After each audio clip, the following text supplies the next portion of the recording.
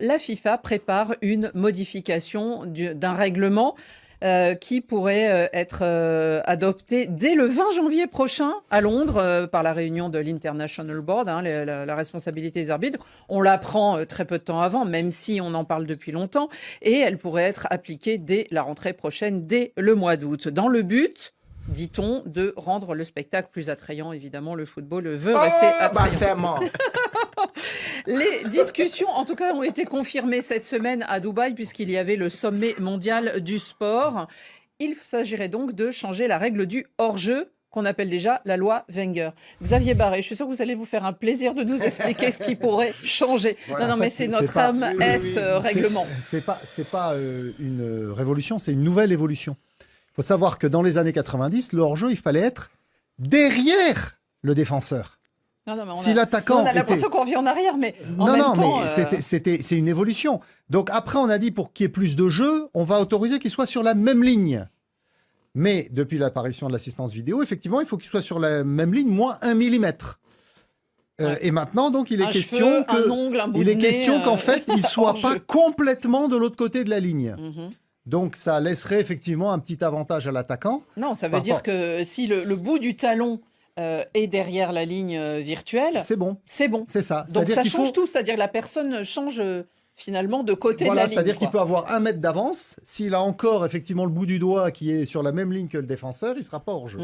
Donc, c'est une nouvelle évolution de la ligne de hors-jeu. Vous ne voulez pas l'appeler révolution, vous ? Non. C'est une nouvelle évolution. Comme je vous le disais, dans les années 90, l'attaquant devait être derrière le défenseur. Ça a changé, on court plus vite. Voilà. Donc, il y a des choses qui évoluent. Oui, les règles du football évoluent. C'est pour ça que l'International Board existe. Xavier ? Moi, je ne suis pas un inconditionnel de cette révolution Wenger. Maintenant, il faut voir comme souvent. Mais surtout, maintenant, je me demande pourquoi maintenir le hors-jeu. Il y a qu'à carrément le supprimer à ce moment-là. À ce moment-là, là, ça va être une révolution pour le football.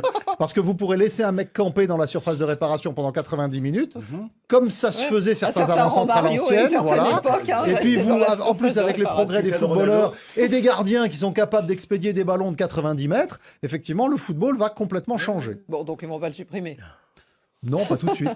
Youssouf, vous qui êtes un ancien joueur, comment vous voyez ça ? Est-ce que vous auriez aimé que cette règle ait déjà changé ? Alors, on appelle ça une révolution, mais pour moi, c'est une complication du football, tout simplement, parce que les défenseurs doivent encore s'adapter à un autre système, et je ne vois pas encore pourquoi on va favoriser tout simplement l'aspect offensif quand le football est déjà assez compliqué comme ça.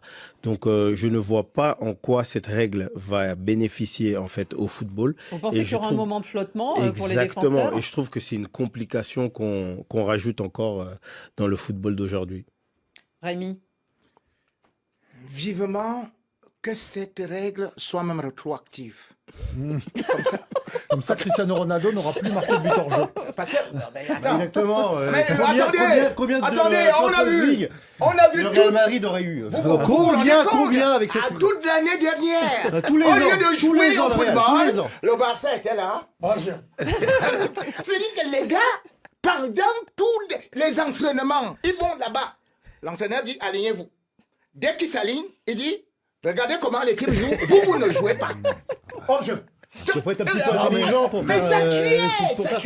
Après, on va voir, on dit qu'il s'en est fallu d'un quart de poil de mollet de fourmi pour que ça ne soit pas... Non. Il faut laisser ça sera la même chose. On a vu des incroyables. Parce que Mbappé, quand il est hors-jeu, où on vous dit, il le sera aussi s'il a plus d'un mètre d'avance. Et on vous dit que c'est le maillot qui a fait ceci ou c'est cette... Mais ce sera ça pareil, dépend même de cette façon. Au lieu que l'attaquant, le football, il y aura la même système. Avec les pieds. Foot vient de pieds. C'est avec les pieds. Ça ne veut pas dire que avec le dos, regardez le derrière le dos. Là, ce sera la même chose. Si l'attaquant a 1 mètre d'avance et qu'il n'a pas le bout du crampon sur la ligne, il sera en jeu. Jouer au Il sera en football jeu, c'est désormais. tout. C'est-à-dire que Mbappé, chaque fois c'est qu'il avec partait ça dans le dos de la que, vous voyez, défense par du exemple, Barça, la VAR. il aurait été hors jeu Vous voyez la plupart du temps. la VAR, la dernière réunion au niveau de la Liga, qu'est-ce qu'on constate? Qu'il y a eu 51 erreurs d'arbitrage où on parlait des hors-jeux. Vous vous souvenez de ça? Et que curieusement, on a vu que des buts